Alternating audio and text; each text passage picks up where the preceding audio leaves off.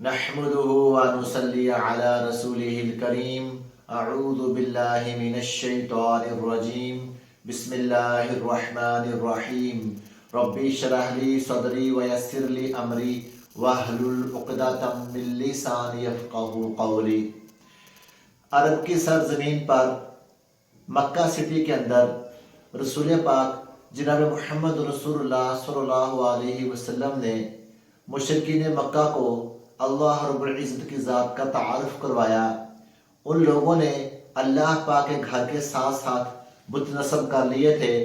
اور اللہ کے گھر کے ساتھ ساتھ بتوں کی پوجا کرنا شروع کر دی تھی، بتوں کا کے سجدے کرتے تھے۔ تو رسول پاک جناب محمد رسول اللہ صلی اللہ علیہ وسلم کی طرف اللہ پاک نے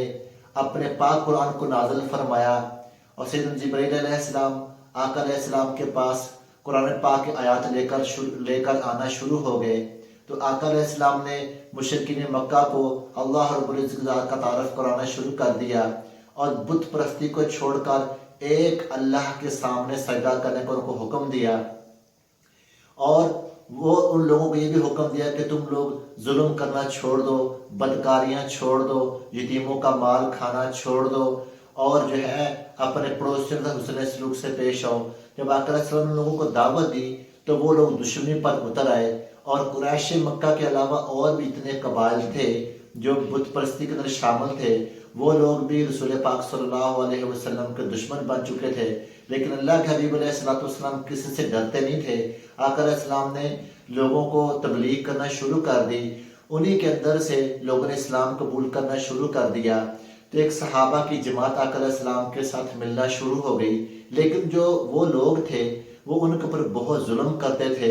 اور اگر کوئی امیر ہوتا تو اس کو تو وہ تانے دیتے، طنز کرتے، لیکن غریبوں کو بہت مارتے، بہت سخت سزائیں دیتے۔ تو وہ غریبوں کے لیے لوگوں نے مکہ معظمہ کے اندر زندگی جو ہے وہ بہت مشکل کر دی تھی، ان کا وہاں پہ رہنا جو ہے یعنی ان کی زندگی کا وہاں پر جینا محال کر دیا تھا۔ تو رسول پاک صلی اللہ علیہ وسلم نے یہ سوچا کہ ہم ایسا کرتے ہیں کہ اپنے کچھ ساتھیوں کو حبشہ کی جانب روانہ کر دیتے ہیں۔ حبشہ بحر احمر کے ساتھ ایک جگہ تھی، یعنی سمندر پار، وہاں پہ ایک جو حکمران تھا نجاشی بادشاہ تھا، وہ کرسچن تھا، عیسیٰ علیہ السلام کو کی اتباع کرتا تھا، لیکن وہ بہت عادل بادشاہ تھا، ظلم نہیں کرتا تھا، اور اس کے علاقے کے اندر جو لوگ تھے بہت پرسکون زندگی گزار رہے تھے۔ تو آقا علیہ السلام نے صحابہ کی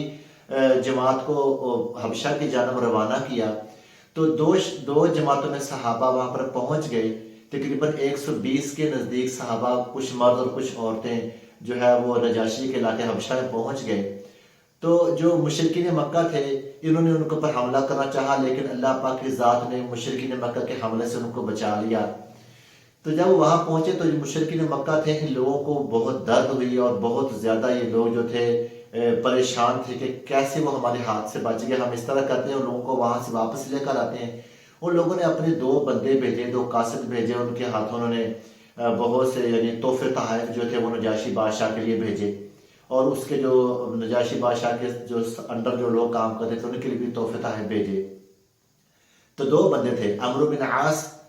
اس وقت مسلمان نہیں ہوئے تھے، بعد مسلمان ہو چکے تھے، اور عبداللہ بن ربیعہ، یہ 2 لوگ تھے جو بہت ان کے نزدیک بہت سمجھدار تھے۔ یہ لوگ وہاں پر پہنچے اور جا کر انہوں نے جو اس کے نجاشی کے جو لوگ تھے ان کو انہوں نے تحفے تحائف دی، جو اس کے قریبی لوگ تھے جن کی زیادہ بات مانتا تھا، اور پھر انہوں نے نجاشی سے بھی ٹائم لیا ملاقات کا، نجاشی کے پاس پہنچ گئے، اس کو بھی تحفے تحائف دیے، بتایا کہ ایسے ایسے کر کے ہم مکہ معظمہ سے آئے۔ انہوں نے یہ بتایا کہ ہمارے کچھ لوگ، کچھ نوجوان وہاں سے بھاگ کر اپنوں کے پاس آ گئے، اور ہمارے قریبی رشتے دار ہیں، ہمارے ہی وہ کنبے کے بیلے میں سے ہیں، لیکن ان لوگوں نے ایک نیا دین اپنا لیا ہے، اور یہ لوگ یہاں پر پہنچے اور آپ کے دین کو بھی یہ لوگ فالو نہیں کر رہے، اور نہ ہمارے دین کو فالو کر رہے ہیں، اپنے آباء و اجداد کے دین کو انہوں نے چھوڑ کر ایک نیا دین جو ہے اس کو پکڑ لیا۔ تو نجاشی بادشاہ نے ایسے کہ ایک بندے کو بھیجا کہ تھا مسلمانوں کو بلا کر لے کر وہ جو لوگ مکہ معظمہ سے آئے۔ تو صحابہ کرام رضوان کے ساتھ جب پیغام پہنچا تو صحابہ کرام رضوان نے مشورہ کیا، تو پھر سیدنا جعفر بن ابی طالب رضی اللہ عنہ کو منتخب کیا نجاشی سے بات کرنے کے لیے۔ تو نجاشی بادشاہ نے سیدنا جعفر بن ابی طالب رضی اللہ عنہ سے پوچھا کہ یہ آپ لوگوں نے کون سا دین اختیار کر لیا ہے؟ انہوں نے بتایا کہ بادشاہ سلامت ایسے کر کے ہم جو تھے وہ جہالت میں ڈوبے ہوئے تھے، بت پرستی ہم کرتے تھے، بتوں کے آگے ہم جھکتے تھے، پتھروں کی پوجا کرتے تھے، ہمارے آباء و اجداد بھی اس کام کے اوپر لگے ہوئے تھے، لیکن اللہ پاک نے ہم میں سے ایک رسول بھیجا، ہم میں سے ایک رسول پیدا کیا جس کا نام ہے محمد بن عبداللہ صلی اللہ علیہ وسلم۔ تو وہ اللہ کے سچے رسول ہیں، ان کے پاس اللہ کی وحی آتی ہے، انہوں نے ہمیں جہالت کے اندھیرے سے نکالا، بت پرستی سے نکلنے کی ہمیں تلقین کی،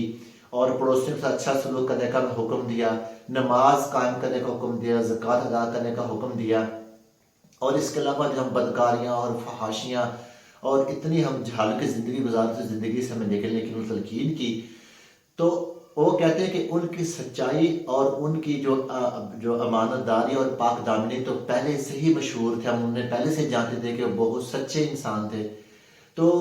اب جو بھی ان کا حکم انہوں نے ہمیں دیا، اگر کوئی کسی حرام کام سے روکا تو ہم نے ان کی اس بات کو مانا، اگر کوئی حلال کام کرنے کی اجازت دی تو ہم نے اس کو کیا،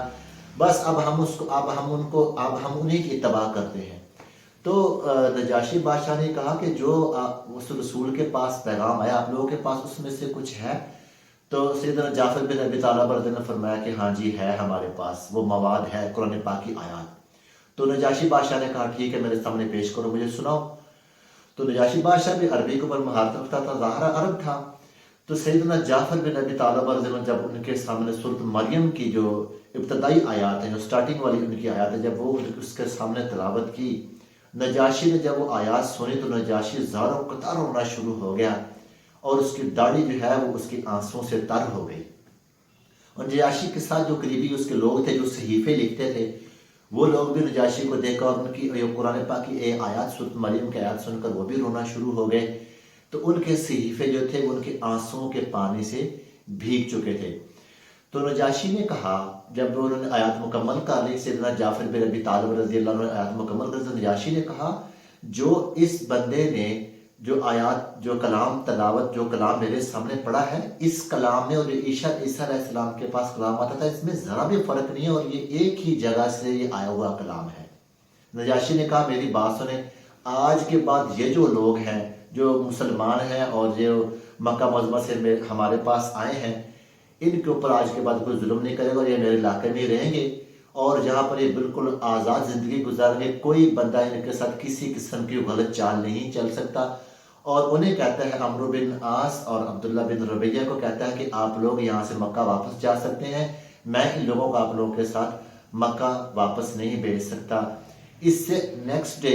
عمرو بن عاص اور عبداللہ بن ربیہ نے نجاشی بادشاہ کو مسلمانوں کے خلاف کرنے کے لیے کیا چال چلی، یہ آپ لوگوں کو میں نیکسٹ لیکچر میں بتاؤں گا انشاءاللہ۔ السلام علیکم ورحمۃ اللہ وبرکاتہ۔